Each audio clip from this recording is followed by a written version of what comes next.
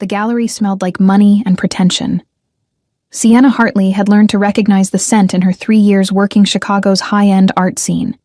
Expensive cologne mixing with champagne and the particular musk of wealthy people congratulating themselves on their taste. She adjusted the tablet in her hands and made another note about the Rothko piece.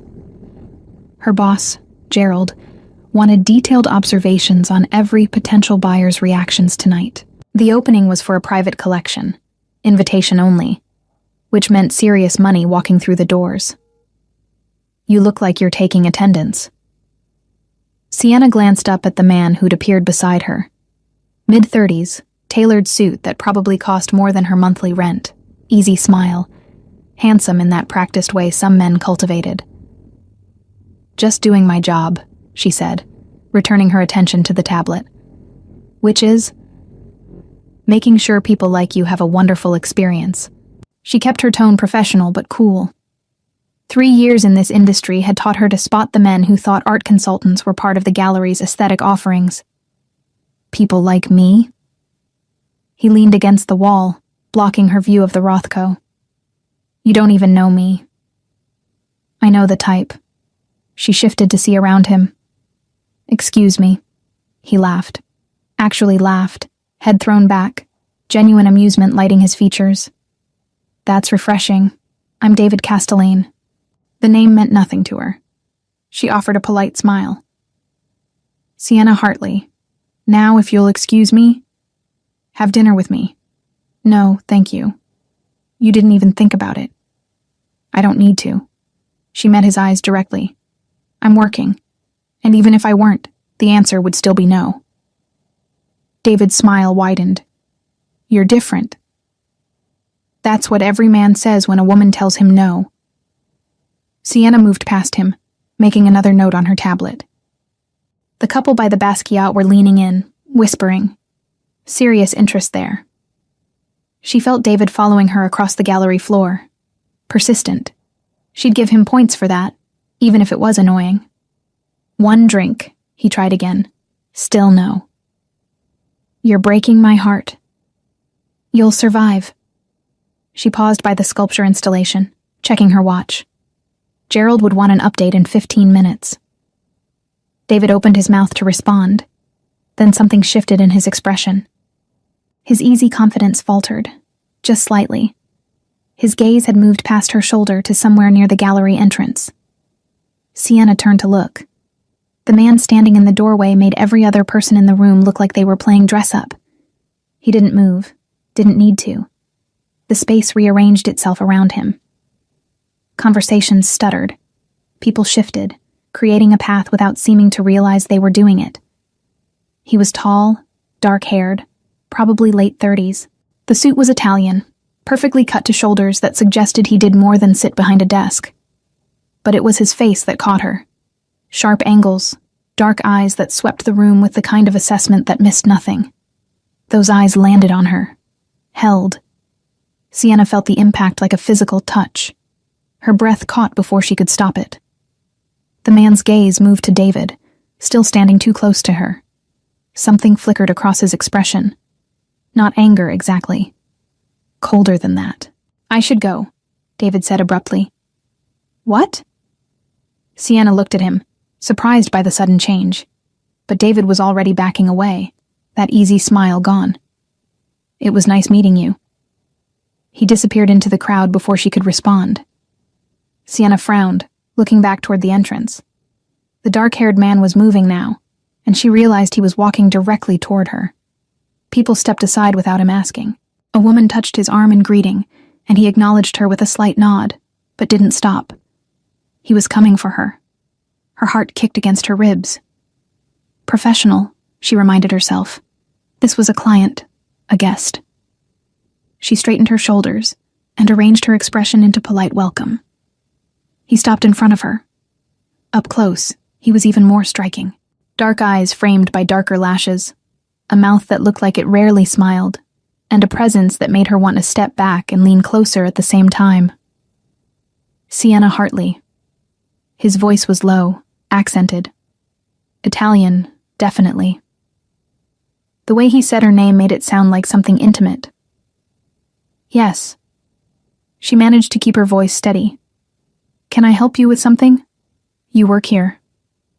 It wasn't a question, but she answered anyway. I'm an art consultant with the gallery, yes.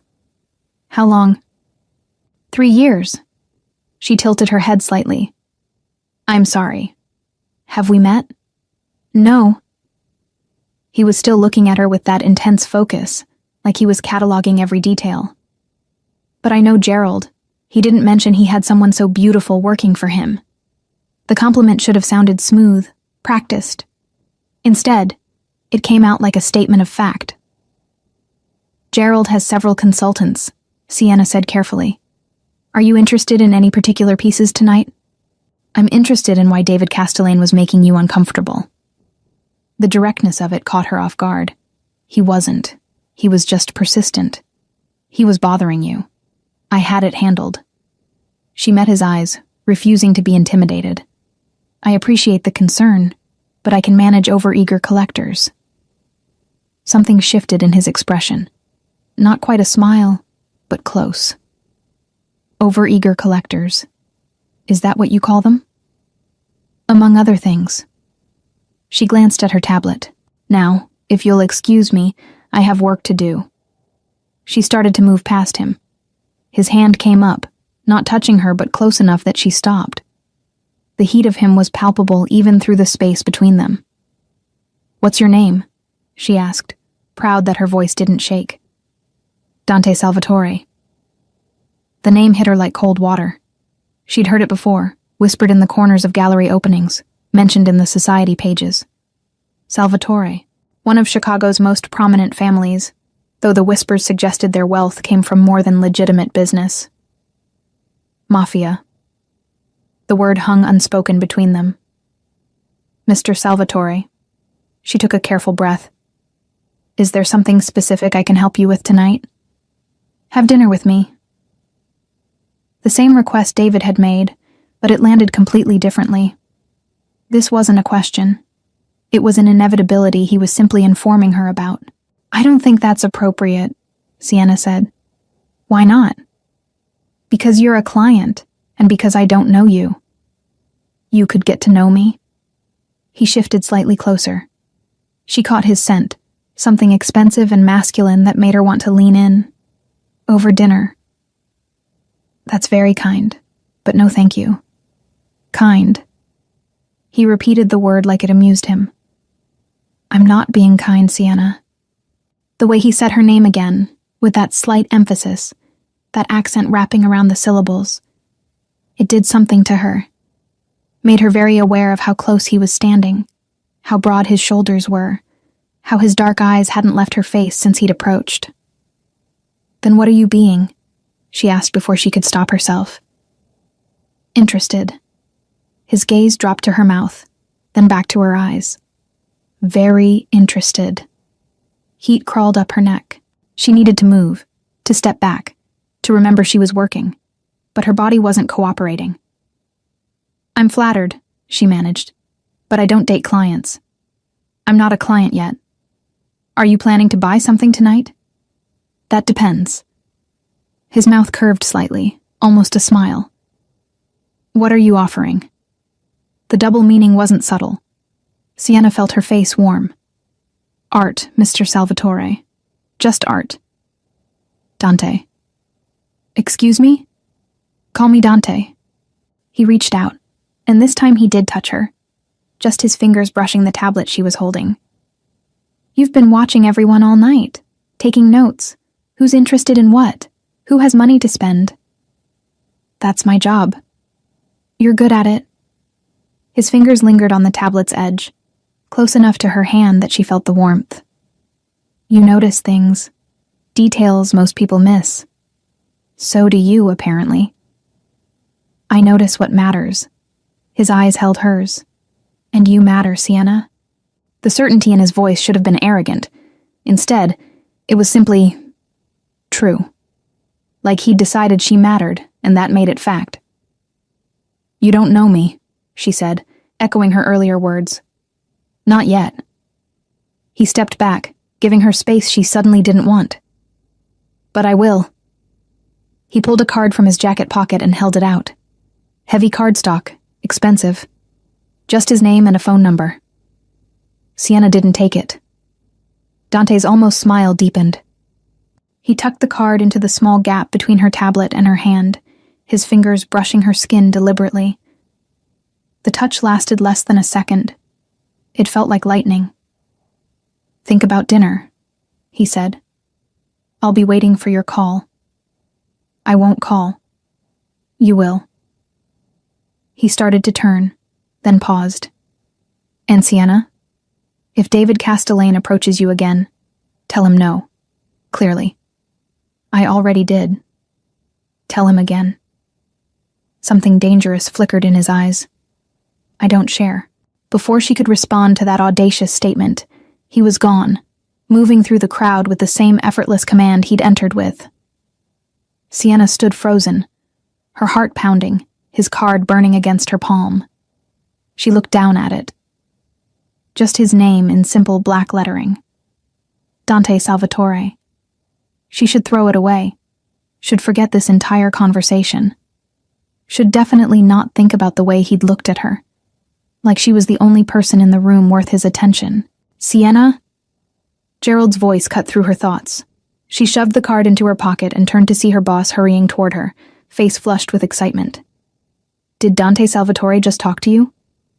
"Briefly," she said carefully. "What did he want?" "To take me to dinner. To tell me I matter. To make my pulse race with just his voice." "He was asking about the collection." She lied smoothly. Gerald beamed. "Perfect. If we can get the Salvatores interested, half of Chicago will follow. This could be huge." He gripped her arm. "Whatever he wants, make it happen. Understood?" Sienna nodded, not trusting her voice. As Gerald hurried off to schmooze another potential buyer, she pulled out her tablet and tried to focus on her notes, but her fingers kept drifting to her pocket, to the card resting there. Dante Salvatore had walked into the gallery and upended her entire evening in less than 10 minutes. And something told her that was exactly what he'd intended to do. Sienna made it 4 days before she called him. 4 days of finding his card in her pocket every time she reached for her phone. 4 days of Gerald asking if she'd heard from the Salvatore gentleman. 4 days of telling herself she was being ridiculous, that men like Dante Salvatore were dangerous in ways that had nothing to do with attraction. On the 5th morning, she woke up annoyed at herself and dialed the number before she could overthink it. He answered on the first ring. Sienna, not a question. He'd known it was her. Probably had her number saved already, which should have been concerning but instead sent a small thrill through her. "This is a mistake," she said. "Good morning to you too." She heard amusement in his voice. "And no, it's not. I haven't even told you why I'm calling. You're calling about dinner. The answer is yes." "That's not how invitations work," Sienna said, pacing her small apartment. "The person being invited is supposed to be the one who says yes. You already said yes when you dialed my number." A pause. "Tonight, 7 o'clock. I work until 6. Then 7:30. I'll pick you up." "I don't think you having my address is a good idea. I already have your address, Bella." Sienna stopped pacing. "Excuse me?" "You live on Parker Street, 3rd floor. The apartment with the blue door." Her heart kicked. How do you know that?" "I make it my business to know things." His tone didn't change, still casual, but there was steel underneath. "Especially about people who interest me." "That's textbook stalking, you know. That's being thorough." She heard movement on his end, like he was walking. 7:30. Wear something comfortable." "Where are we going?" "Somewhere we can talk without interruption." Which told her exactly nothing. Sienna bit her lip, weighing her options. She could hang up, block his number, pretend this entire thing wasn't happening. Or she could admit that she'd spent 4 days thinking about dark eyes and an accent that made her name sound like poetry. "Fine," she said. 7:30. But I'm meeting you somewhere public." "No." The flat refusal surprised her. "No? I'm picking you up, We're having dinner. You'll be perfectly safe. A beat. From everyone except possibly me. The honesty of it caught her off guard. Should I be worried? Probably. He sounded like he was smiling. But you're going to come anyway. He was right, which annoyed her. 7:30. Don't be late. Wouldn't dream of it, Bella. She hung up before he could hear the way her breath had quickened. Dante arrived at 7:15. Sienna was still in her bedroom, standing in front of her closet in jeans and a bra, trying to figure out what comfortable meant in Dante Salvatore's world. The knock on her door made her jump. She grabbed a robe and went to the peephole. He stood in her hallway looking like he'd stepped out of a magazine. Dark jeans that probably cost more than her couch, a black Henley that did criminal things to his shoulders, leather jacket. Casual. Devastating. Sienna opened the door 6 inches, keeping the chain on. You're early. His gaze traveled down what he could see of her. Robe, bare legs, bare feet, and heated. You're not ready. Because you're early. She didn't move to let him in. I said 7:30. I know what you said. He leaned against the door frame, completely at ease. Are you going to let me in? Are you going to tell me where we're going? My place. Sienna's hand tightened on the door. That's not a restaurant. No, it's better. He tilted his head slightly. I'm cooking for you. That surprised her enough that she loosened her grip on the door. You cook? You sound skeptical. I'm just trying to picture a mafia boss in an apron. His mouth curved. Not quite a smile, but close. Who told you I was mafia? No one had to tell me. I work in art. I hear things. She met his eyes through the gap. Should I be worried about that too? Depends what you heard. That the Salvatore family has interests in shipping, construction, and several other ventures that don't bear close examination. Accurate. He didn't seem bothered by it. Does it scare you? Sienna considered. It should, but it doesn't. I haven't decided yet. She studied him. Why me, Dante? Why not you? That's not an answer. Neither is standing here in your doorway. He straightened. Let me in, Sienna. I promise I'll behave. You don't seem like someone who behaves. I don't. His eyes held hers. But I keep my promises, and I promise you're safe with me. She shouldn't believe him, shouldn't trust him, definitely shouldn't open the door. She slid the chain free. Dante stepped inside, and her apartment immediately felt smaller. He took up space not just physically but energetically, his presence filling the room. He looked around, taking in her mismatched furniture, the art prints on her walls, the stack of exhibition catalogs on her coffee table. His gaze lingered on a photograph of her and her sister at Navy Pier. Family? He asked. My sister, Claire. She lives in Boston. He picked up the frame, studied it. You look alike. People say that. Sienna pulled the robe tighter. I need to finish getting ready. Take your time. He set the photo down carefully. I'm not going anywhere. She retreated to her bedroom, closed the door, and leaned against it. Her heart was racing. From fear or anticipation, she couldn't tell. Through the door, she heard him moving around her apartment, opening her refrigerator from the sound of it, making himself at home. The audacity should have annoyed her. Instead, it made her smile. She dressed quickly. Dark jeans, a soft sweater in deep green, ankle boots. Casual, but put together. She left her hair down, added minimal makeup, and checked herself in the mirror. Good enough for dinner with a man who'd researched where she lived. When she emerged, Dante was standing by her bookshelf, reading the spines. He looked up, and something flashed in his eyes. Green suits you. Thank you. She grabbed her purse. Ready? Almost. He crossed to her in 3 strides, reached out, and tucked a strand of hair behind her ear. His fingers lingered against her cheek. Now I'm ready. The touch was brief, but deliberate. A reminder that he could reach her, that the space between them was his to close whenever he wanted. Sienna's breath caught. You said you'd behave. I am behaving. His thumb brushed her jaw. If I wasn't, you'd know. Then he stepped back, giving her space, and gestured to the door. His car was exactly what she'd expected. Sleek, black, expensive. A driver stood by the rear door. This is Marco, Dante said. He'll be taking us. Marco nodded politely, but didn't speak. He opened the door, and Dante waited for Sienna to slide in before following. The interior smelled like leather and Dante's cologne. He sat close enough that his thigh pressed against hers. Your place, Sienna said, as the car pulled into traffic. Is that code for something? It's code for my place. He shifted to look at her. I have a chef who works for the family, but tonight I wanted privacy, so I sent him home. Possessive much? Very. No hesitation. I don't like sharing attention. I'm not sure that's healthy. Probably not. His hand found hers on the seat between them, fingers threading through hers. But it's honest. Sienna looked down at their joined hands.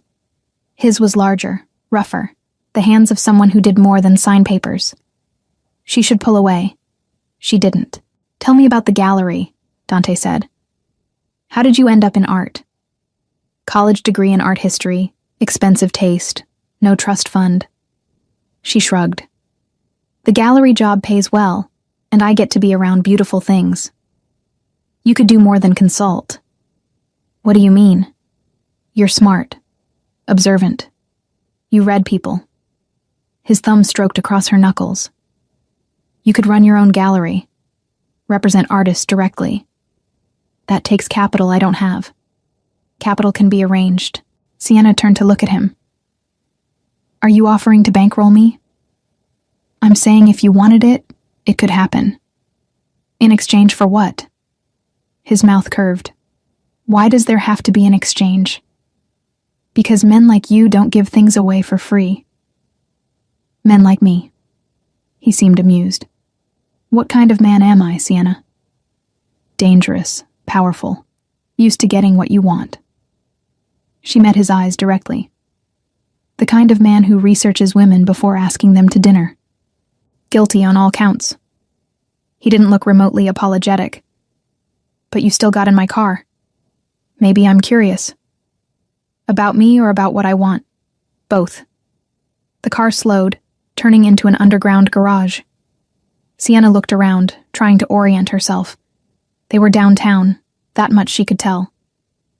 Marco stopped the car and opened Dante's door. He climbed out, then offered his hand to help her. They took a private elevator to the top floor. Dante used a key card, and the doors opened directly into his penthouse. Sienna stepped inside and stopped.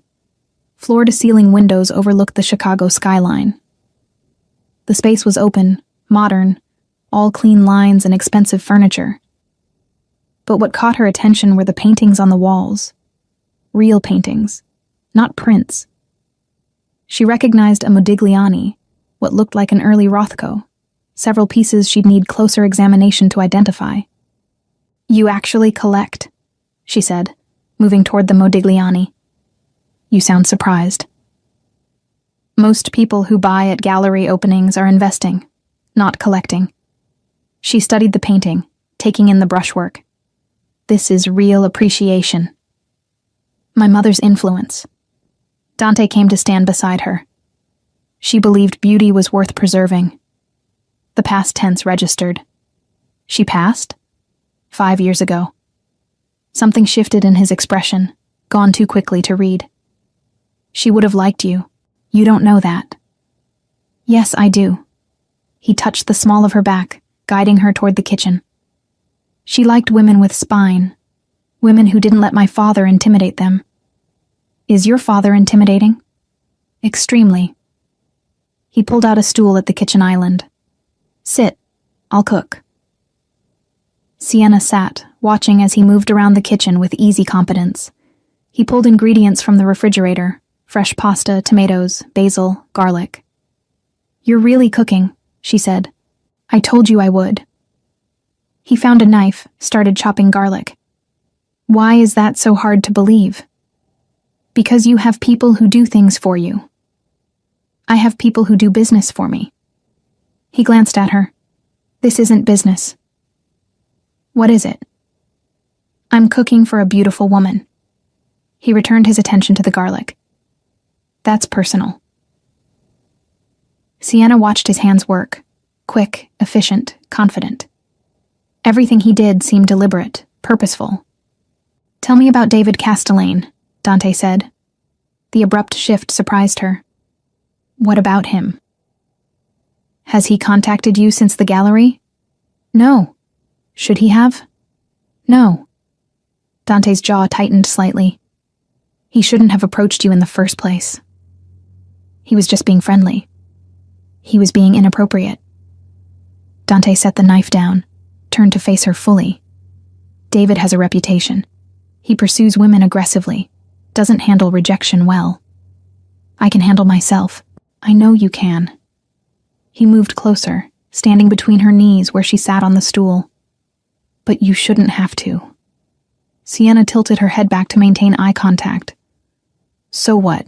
You scared him off?" "I made my interest clear.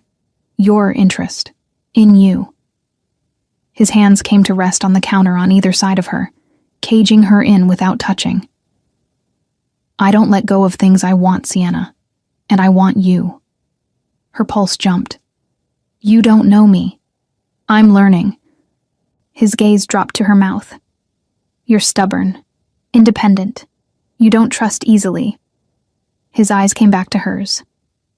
"You're also attracted to me, even though you don't want to be. Confident. Observant." He leaned closer.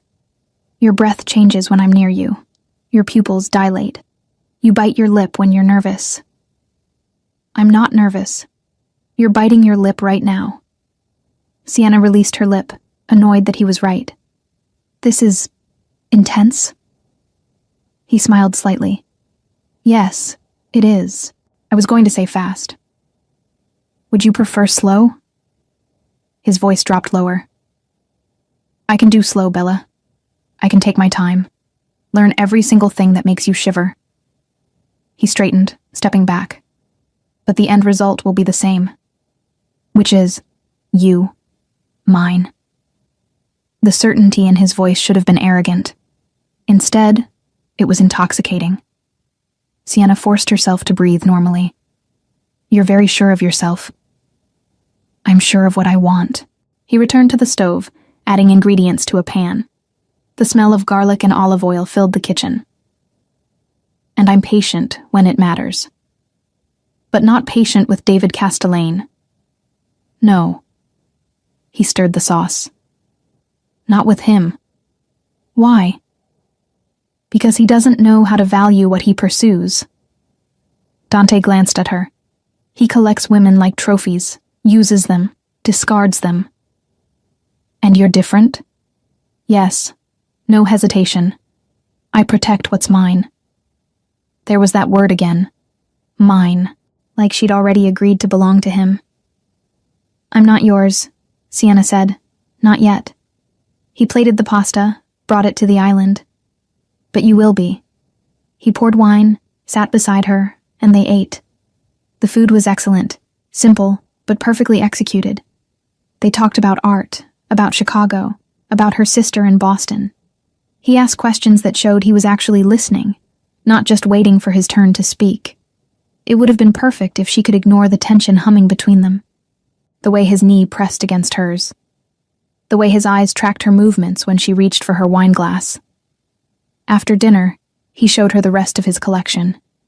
They stood in front of a Caravaggio that probably cost more than she'd earn in her lifetime, and he told her about finding it in a private estate sale in Rome. "You have good taste," Sienna said. "I know what I want when I see it."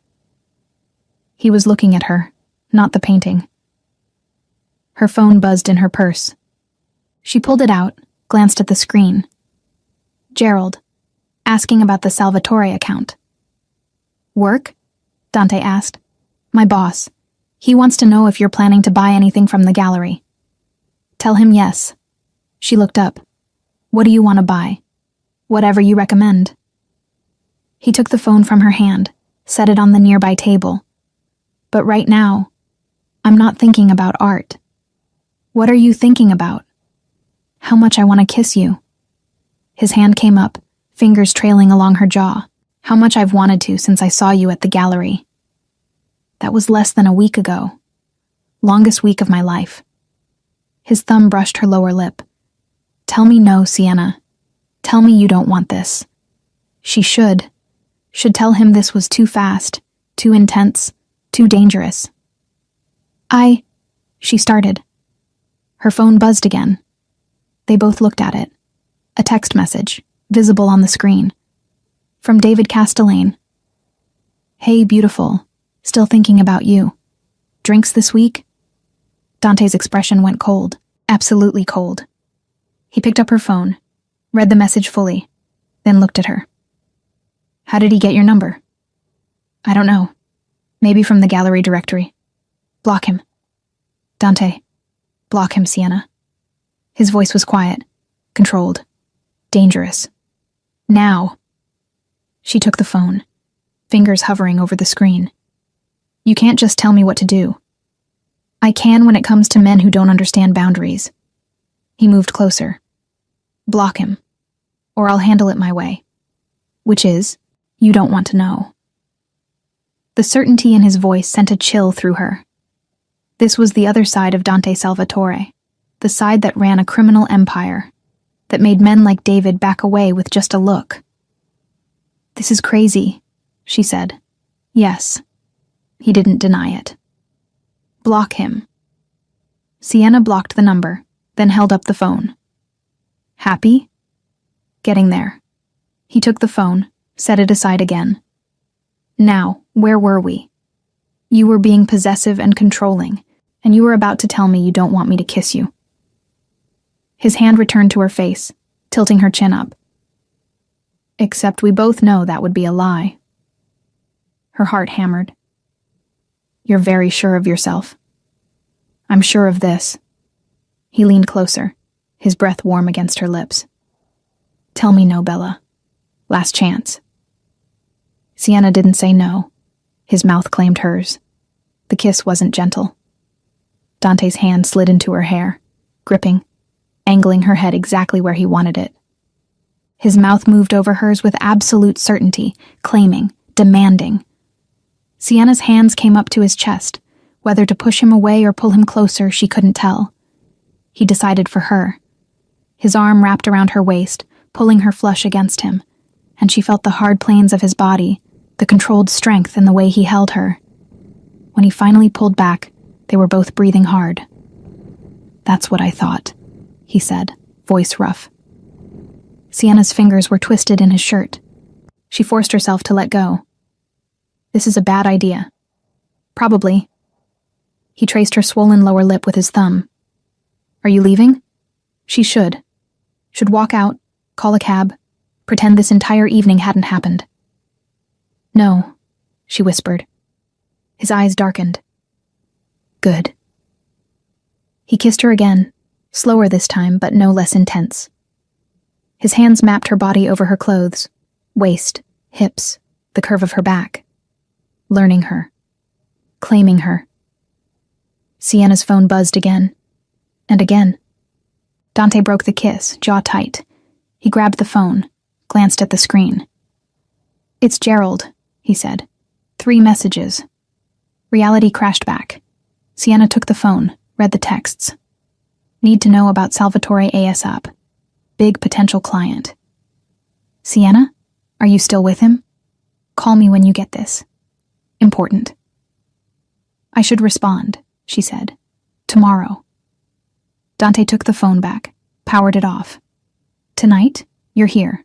With me. No interruptions. You can't just turn off my phone. I just did. He set it on the table behind them, then cupped her face in both hands. I want your attention, Sienna. All of it. Not divided between me and work, and whatever else is in your head. That's not how the world works. It's how my world works.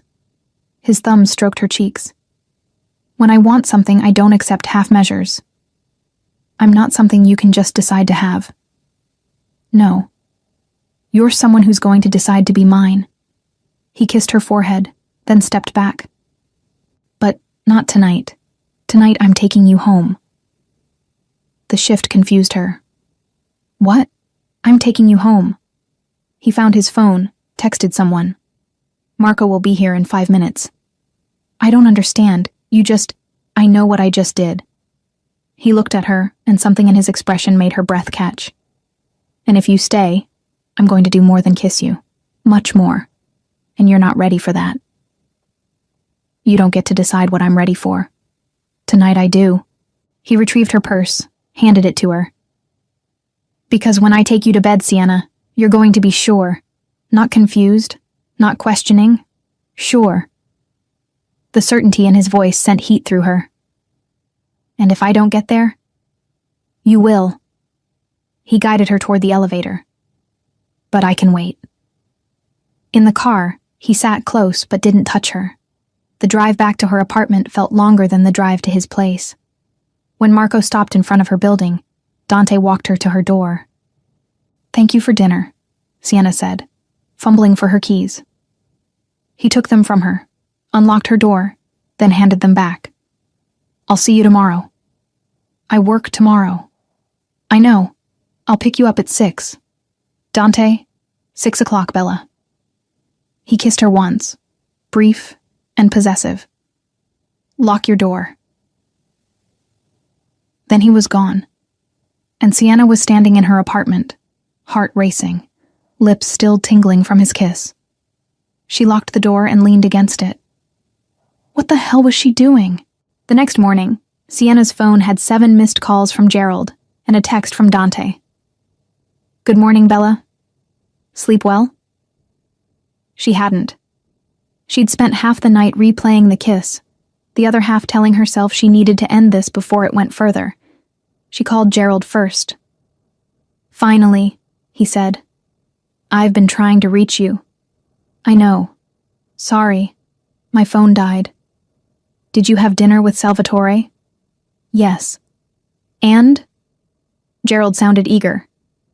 Is he interested in the gallery? He said he wants to buy something. He asked me to make a recommendation.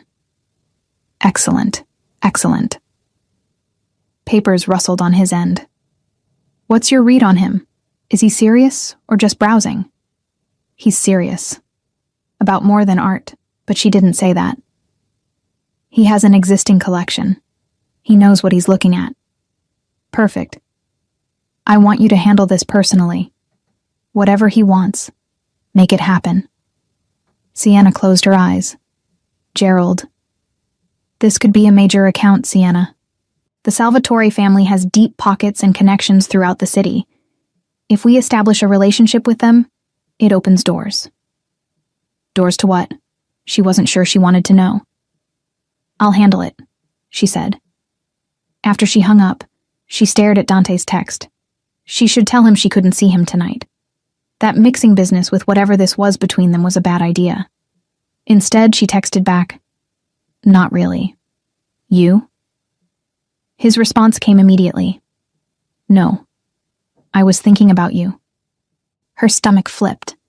That's not helping. Good. See you at 6. He picked her up at exactly 6 o'clock. This time he drove himself, a different car, still expensive but less conspicuous.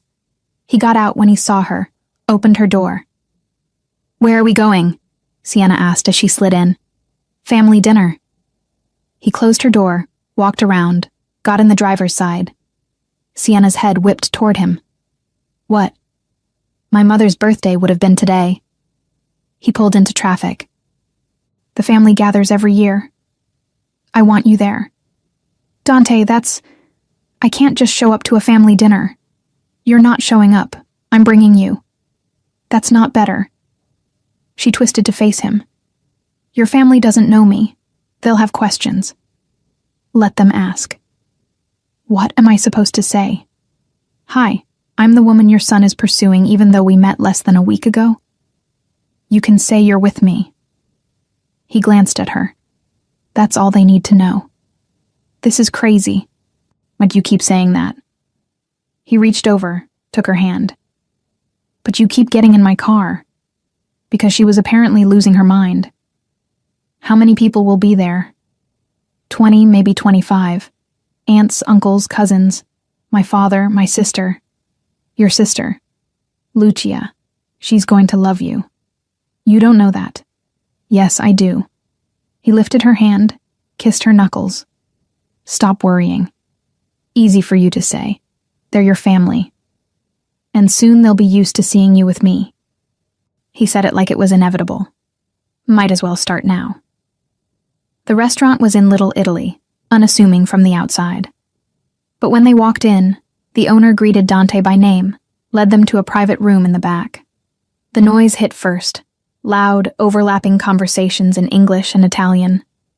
Long tables pushed together, already crowded with people. Wine bottles everywhere, the smell of garlic and tomato sauce and fresh bread. Everyone looked up when they entered. Conversation stopped. Dante's hand settled on the small of Sienna's back, possessive and unmistakable. "Everyone," he said calmly. "This is Sienna." A woman who had to be his sister stood up, eyes wide. "You brought someone." "I did." Dante guided Sienna forward. "Sienna, my sister, Lucia." Lucia was beautiful. Dark hair, sharp eyes, assessing. She looked Sienna over once, then smiled. "Well, this is interesting." An older man at the head of the table set down his wine glass. Even seated, he radiated authority. Dante's father. "Introduce her properly," he said. "Sienna Laurent. She works in art consulting." Dante pulled out a chair for her. "Sienna, my father, Salvatore." "Mr. Salvatore." Sienna offered her hand. He took it, his grip firm. His eyes, the same dark eyes as Dante, studied her. "Art consulting." "Yes, sir. My son collects art. I know. He has excellent taste." The corner of his mouth twitched. "Does he?" "Papa," Dante said mildly. "Be nice. I'm always nice." Salvatore released her hand. "Sit. Eat. If you're here, you're family." The conversations resumed, though Sienna felt eyes on her throughout the meal.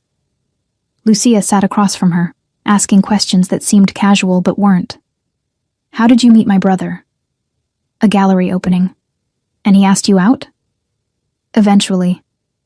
"How long have you been seeing each other?" "Lucia," Dante said. "Interrogate her later."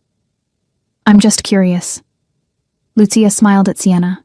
He's never brought anyone to family dinner before. Sienna looked at Dante. "Never." "Never." Lucia confirmed. "So you must be special." Heat crept up Sienna's neck. Dante's hand found her thigh under the table, squeezed. "She is," he said simply. An aunt, Carmela, Sienna learned, leaned forward. "You're not Italian." "No, ma'am. French background mostly." "French." Carmela exchanged looks with another aunt. "Well, that explains the cheekbones." "Zia," Dante said, "don't start. I'm complimenting her." Carmela waved a hand. "She's beautiful. You did well." Sienna didn't know whether to laugh or hide. Dante's hand stayed on her thigh, grounding. The food kept coming. Pasta, chicken, vegetables, bread. Wine flowed freely. Stories were told, most of them designed to embarrass Dante. Lucia contributed several, including one about him getting stuck in a tree at age 10. "He was trying to impress a girl," Lucia said. "Climbed up to get her cat. Cat climbed down on its own." Dante couldn't. "I was 10, Dante said. "You were showing off." Lucia grinned. Some things never change. Despite her nerves, Sienna found herself relaxing. The family was loud, chaotic, but warm. They teased each other mercilessly but with obvious affection. Salvatore watched from the head of the table, saying little but missing nothing. After dinner, people mingled. Lucia cornered Sienna near the dessert table. "So," she said, "what are your intentions with my brother?" Sienna blinked.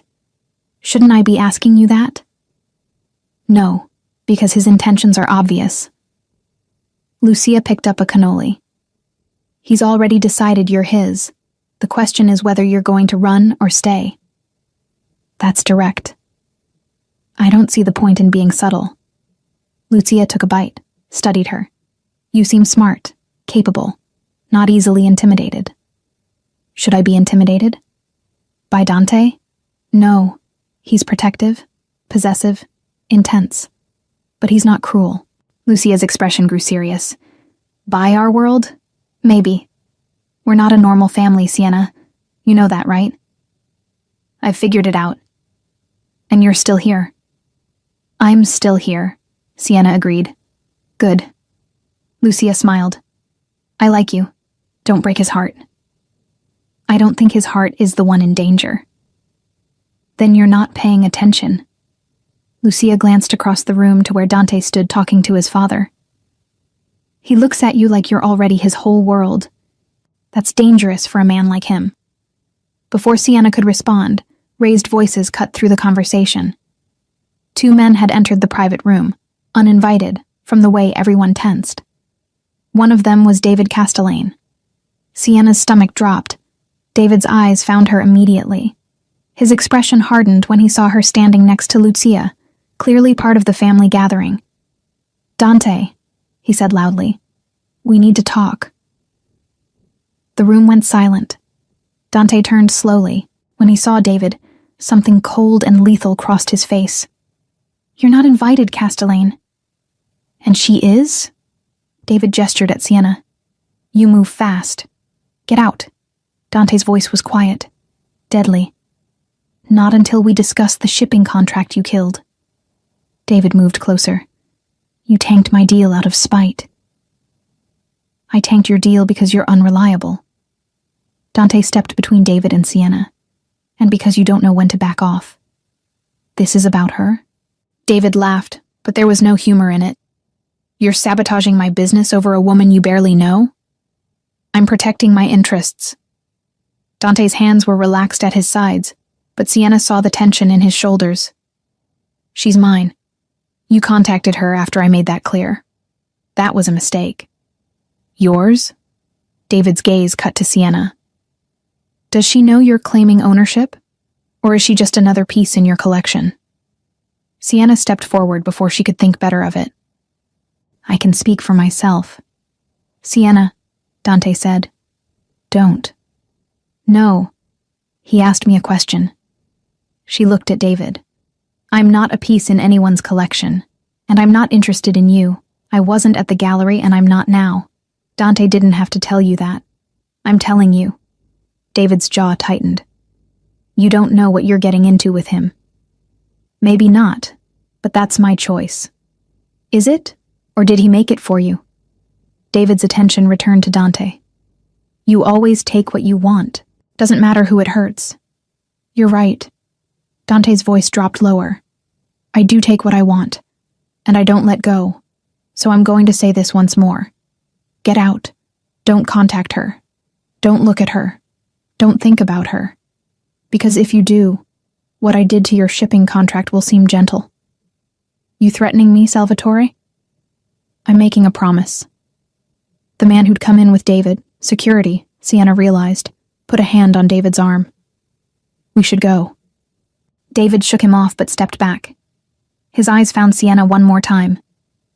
"When you figure out what he really is, don't say I didn't warn you." Then he left. The room stayed silent for a long moment. Salvatore stood. "Dante, my office, now." It wasn't a request. Dante's jaw clenched, but he nodded. He looked at Sienna. "Wait here.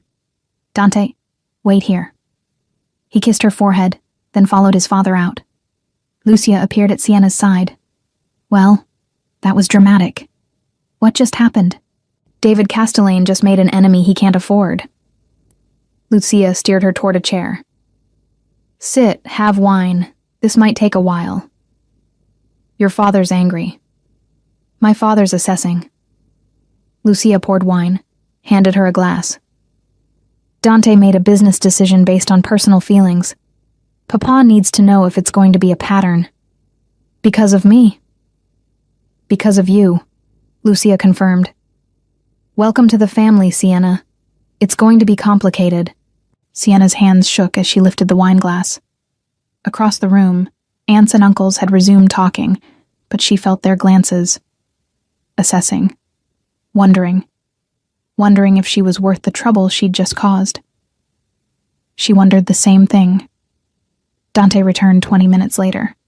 His expression was carefully neutral, but Sienna saw the tension in his shoulders. He held out his hand. Let's go. She took it, let him guide her through the farewells. Lucia hugged her, actually hugged her, and whispered, Call me if you need anything. Salvatore caught Dante's arm at the door. You know what you're doing? Yes. Then do it right. His eyes shifted to Sienna. Good night, Miss Laurent. Good night, Mr. Salvatore. In the car, Dante drove in silence. Not toward her apartment, she realized. Toward his building. What did your father say? She asked. That mixing business with personal life is dangerous. He's right. I know. He glanced at her. I don't care. Dante, David's contract wasn't the first deal I've killed for personal reasons. It won't be the last. His hand found hers. My father understands that. He did the same for my mother.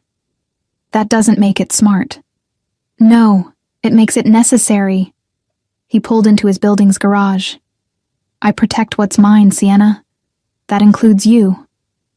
I'm not yours. He cut the engine, turned to face her. Aren't you? Her breath caught at the intensity in his eyes. This is happening too fast. So slow it down. He traced her jaw with his fingertips. Tell me to take you home. Tell me you don't want this. She should. Should end this before it became more complicated. I can't, she whispered. Then come upstairs. He leaned closer, his breath warm against her lips. And stop fighting what we both know is going to happen. The elevator ride felt endless. Dante stood close, not touching her. But she felt the heat of him. The certainty. Inside his penthouse, he poured wine, handed her a glass. You don't have to stay, he said. You just told me to come upstairs.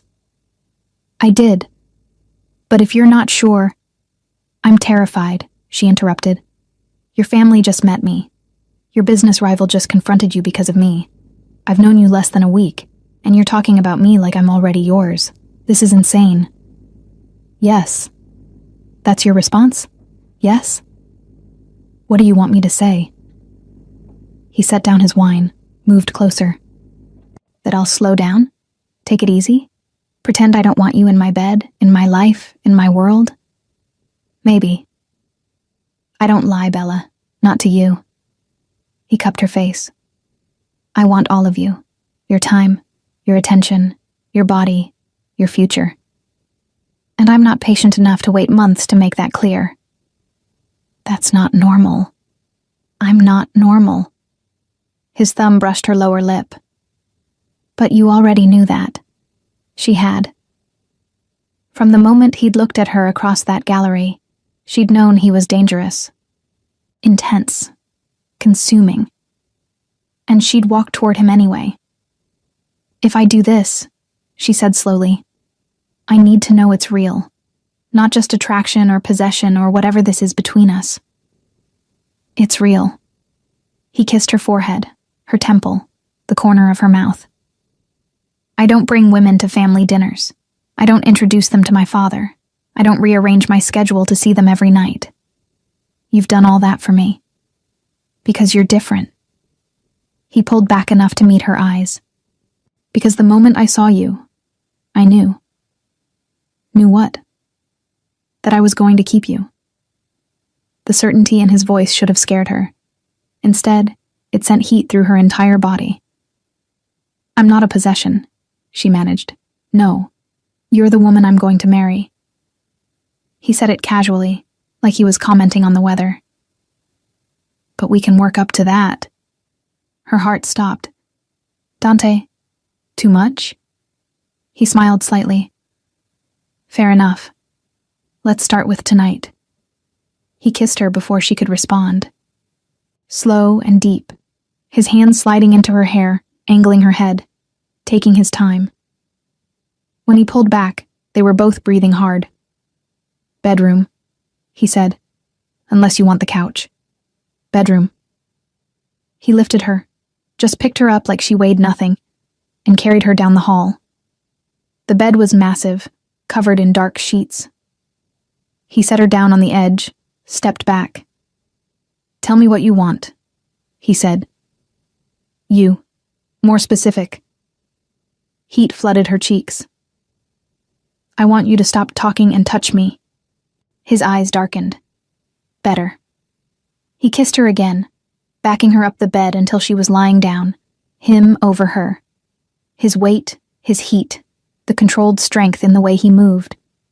His hands mapped her body, waist, hips, thighs, learning every curve. You have too many clothes on, he murmured against her throat.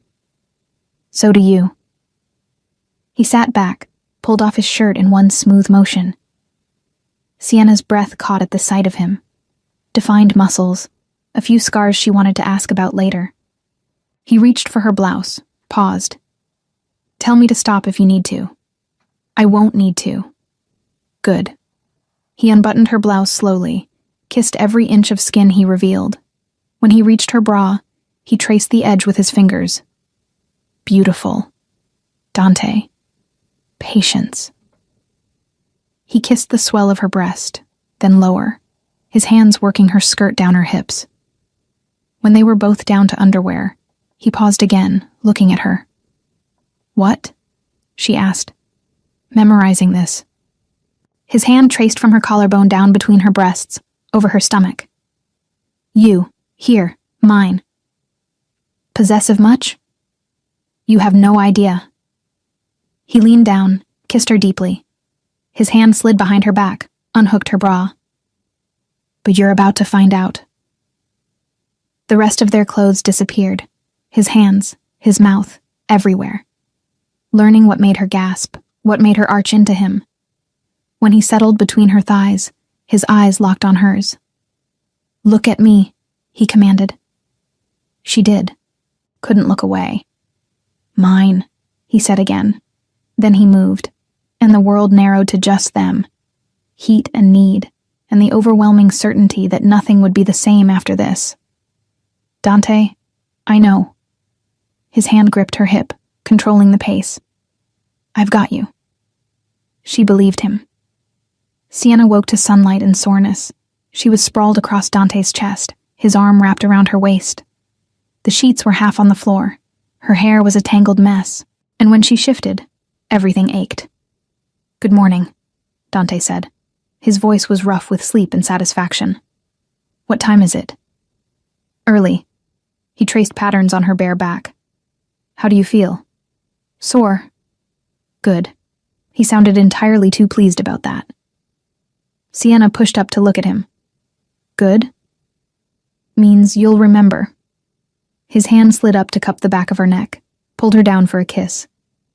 Every time you move today, you'll think about last night. Heat flooded her face.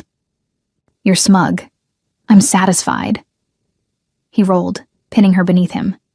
And not nearly done with you. Dante, I can't. Not now.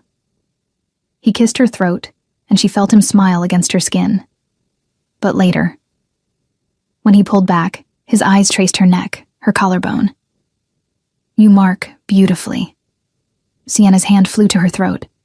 What? Here. He traced a spot just below her ear. And here, lower, on her collarbone. And definitely here. His hand skimmed down to her hip. Dante. What? I like seeing my marks on you. He caught her hand before she could cover herself. Don't hide them. I have to go to work. Call in sick. I can't call in sick because you gave me hickeys. Then wear them. He kissed the mark on her collarbone. Let everyone know you're taken. You're impossible. You like it. He got up, completely unself-conscious about his nakedness. Sienna saw the scratches on his back and shoulders. Her nails, she realized with embarrassment. He caught her looking, glanced over his shoulder. Fair trade. I didn't mean to. I did. He pulled on pants, tossed her his shirt. Wear this. Your blouse has buttons missing. She remembered him ripping it open, his impatience. Heat crept up her neck. In the bathroom mirror, she assessed the damage. 3 visible marks on her neck and collarbone. Her lips were swollen. Her hair was impossible. She looked thoroughly claimed. Dante appeared behind her, wrapped his arms around her waist. Beautiful. I look like I got attacked. You look like you got worshipped. He kissed the mark below her ear. Which you did. Despite everything, she smiled. Your ego is showing. My satisfaction is showing. He turned her to face him. Stay. I'll make breakfast. I really do have to work. Then I'll drive you home, you'll change, and I'll drive you to the gallery. Dante, I'm not letting you out of my sight yet. His expression grew serious. David showed up last night. Until I'm sure he's not going to be a problem. You're staying close. You think he'd actually do something? I think he's angry and humiliated. That makes people unpredictable. His hands tightened on her waist. So humor me. She should argue. Should insist she could take care of herself. But the protectiveness in his eyes made her chest tight. Okay, she said. That easy? Don't get used to it.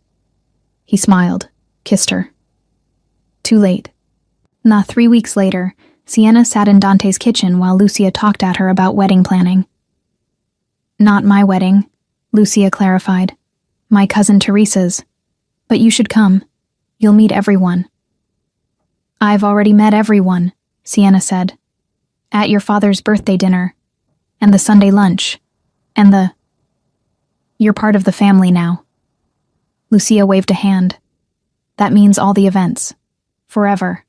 Get used to it. Dante walked in, kissed the top of Sienna's head. What are you terrorizing her about? Teresa's wedding. She needs a date. She has a date. Dante poured coffee. Me. Obviously. Lucia rolled her eyes. I'm just making sure she knows what she's signing up for. 4-hour ceremony, terrible DJ, Aunt Carmela's commentary on everyone's life choices. Sounds delightful, Sienna said dryly. It will be. Dante sat next to her, his hand finding her thigh under the table. Because you'll be there. The casual possessiveness still sent heat through her. 3 weeks, and she still wasn't used to it. Wasn't sure she'd ever be used to it. But she'd stopped fighting it.